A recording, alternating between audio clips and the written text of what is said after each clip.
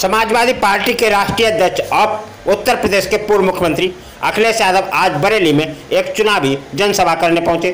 चुनावी सभा में उन्होंने आंवला प्रत्याशी रुचवीरा और बरेली प्रत्याशी भगवत शरण गंगवार के लिए वोट मांगे। उन्होंने योगी और मोदी पर हमले किए, कहा इनकी चौकी छीनने का समय है।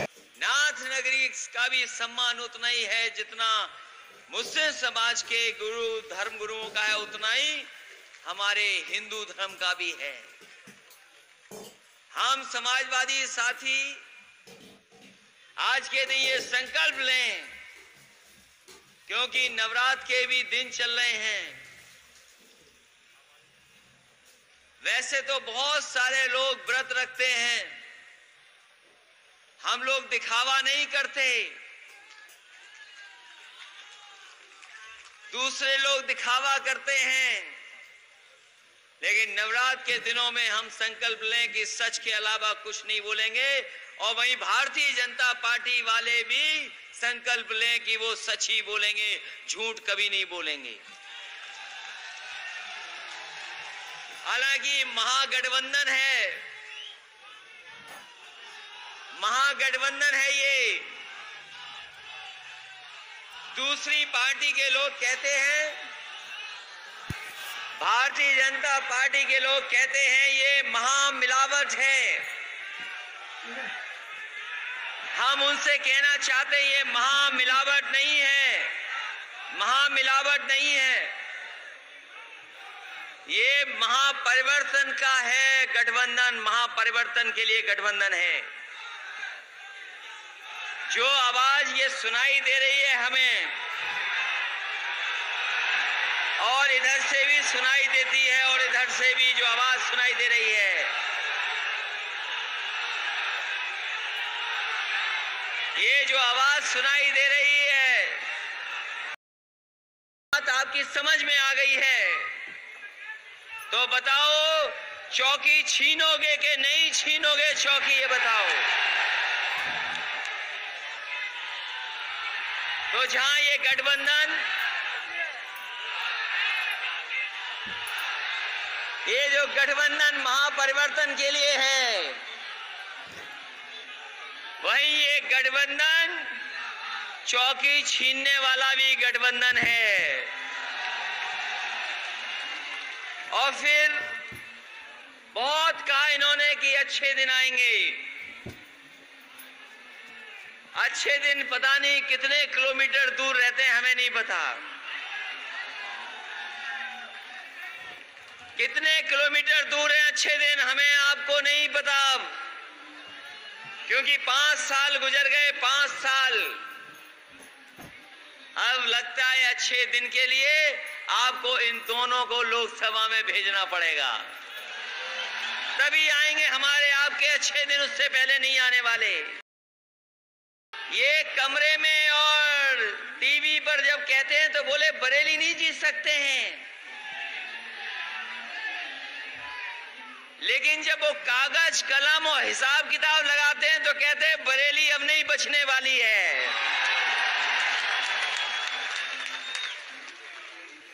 और फिर बरेली कैसे बचेगी जब हमारे बाबा मुख्यमंत्री जी अपनी लोकसभा नहीं बचा पाए थे। अभी सुना है बाबा जी आए थे यहां पर, मुख्यमंत्री जी यहां नहीं लेकिन बगल में आए थे, आपके आए थे, आपकी लोकसभा और आपके में। हमने सुना है कि बाबा मुख्यमंत्री जी आए थे और हमें लगता है कि उनकी उपलब्धियां उन्हें, या जो विकास कार्य गिना रहे थे वो दिखाई नहीं दे रहे उन्हें, या फिर दिखाई उन्हें नहीं दे रहे थे, लगता है आंखों से लगता धुंधला दिखाई दे रहा होगा, या आंख कमजोर हो गई होगी, उन्हें मुद्दे नहीं दिखाई दे रहे हैं। और बरेली के लोग बताओ, जिनकी आंख धुंधली दिखाई देने लगे या कमजोर हो जाए, उनके लिए आपके पास इलाज क्या है? कुछ इलाज आप रखते हो उनके लिए भी। अब लगता है बाजार में कम मिल रहा है या बाजार कम हो गया उसका।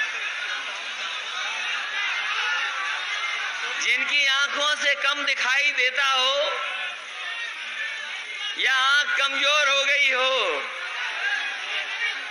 तो बरेली के लोग बताओ क्या लगाना चाहिए उन्हें? आप ही हो जो उनकी आंख ठीक कर सकते हो, वरना कोई आंख ठीक नहीं कर सकता उनकी। और प्रधानमंत्री जी क्या कह के गए थे, याद कीजिए आप। प्रधानमंत्री जी कह के गए थे कि हम आपका मंजा, दूसरा वाला मंजा लाएंगे।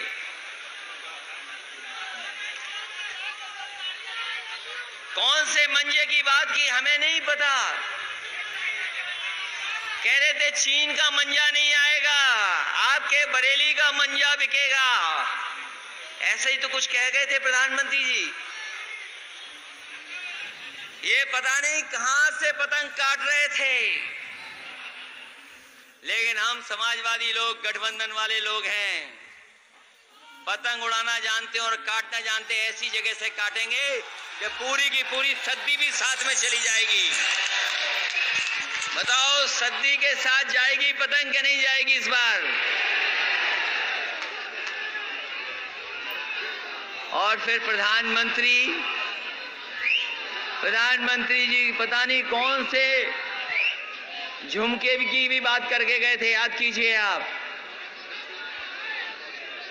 उन्होंने गाना सुना होगा लेकिन फिल्मों के लिए कुछ नहीं किया। अपने समय पर सुना होगा उन्होंने वो गाना, अपने समय पर सुना होगा वो गाना, लेकिन फिल्मों के लिए कुछ नहीं कर पाया, न क्या कर पाए। अगर फिल्म की नीतियां, कार्यक्रम किसी ने बनाए और उसकी वजह से फिल्म बन गई बरेली में, बरेली की बर्फी अगर फिल्म बनी थी तो समाजवादियों की देन है, उन झुमके वालों की देन नहीं है। हर क्षेत्र में समाजवादियों ने काम किया है। हम जानना चाहते हैं कि काम क्या किया, ये बताओ, ये बताएं यहाँ के मंत्री।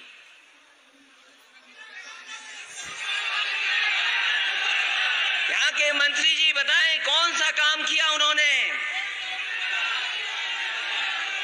हमसे मिले थे जब मैं मुख्यमंत्री था, मुझसे बोले कि हम यहाँ टेक्सटाइल का पार्क बनाएंगे बरेली में, आप जगह दे दो। बरेली में टेक्सटाइल पार्क बनेगा। हमने उससे कहा कि हमें कितनी अच्छा लग रहा है कि हमारे प्रदेश के प्रधानमंत्री भी हैं, आप भी इस विभाग के मंत्री हैं, और हमने कहा कि टेक्सटाइल पार्क अगर आप बरेली में बनाना चाहते हो तो फर्रुखाबाद में भी बनेगा, और निफ्ट अगर एक खुला है रायबरेली में तो हम आपको जमीन देते हैं, आप लखनऊ में भी खोल दो, बरेली में खोलना चाहो तो खोल दो, और नोएडा में खोलना चाहो तो खोल दो। लेकिन अभी तक न टेक्सटाइल पार्क खुल पाए हैं, न निफ्ट बन पाए हैं। मंत्री जी थे और मंत्री जी बने रह गए, पूरा का पूरा 5 साल निकाल दिया इन्होंने। और किस विभाग के मंत्री थे? लेबर डिपार्टमेंट, एम्प्लॉयमेंट, यही तो विभाग है उनके पास। अगर 7 बार के एमपी, देश का प्रधानमंत्री उनके साथ, मुख्यमंत्री उनके साथ, सब विधायक उनके साथ, मेयर, सब कुछ उनके पास, लेकिन उसके बावजूद भी कोई अपने विभाग का काम नहीं कर पाए। इससे बेहतर मौका नहीं मिलेगा किसी को भी। और अभी तो थोड़ा बहुत समाजवादियों ने काम किया था, जब आपने कुछ विधायक और बड़ी संख्या में हमारी सरकार बनाने का काम किया था आसपास के लोगों ने। इसके बाद विधानसभा का चुनाव होना है। लोकसभा तो देश के चौकीदार का भाग्य तय करेगा। चौकी रहेगी कि नहीं रहेगी, कि चौकी छिन जाएगी। इसलिए चौकी छीनने का चुनाव है। बताओ, चौकी छीनोगे कि नहीं छीनोगे? ये तभी छीन पाओगे जब वोट पड़ने की आवाज आपके कान में चली गई हो। बताओ, उधर जो पहले चरण में वोट पड़े उसकी आवाज आपके कान तक पहुंची कि नहीं पहुंची? वहां वोट इतना तेज पड़ा है, इतनी तेज वोट की बारिश हुई है कि सब कुछ सुनाई दे रहा है यहां तक। बताओ, आप भी उतनी तेज बारिश करोगे वोट की कि नहीं करोगे कि आगे के चरण में सुनाई दे जाए? इसलिए हम आपसे उम्मीद करते इस भरोसे के साथ कि बरेली भी जिताएंगे और बहुजन समाज पार्टी के प्रत्याशी ऋषि मीरा जी आमला उनको भी जिताएंगे। और ऐसे वैसे मत जिताइए, अच्छे वोटों से जिताइए। बोलो, जिताओगे कि नहीं जिताओगे?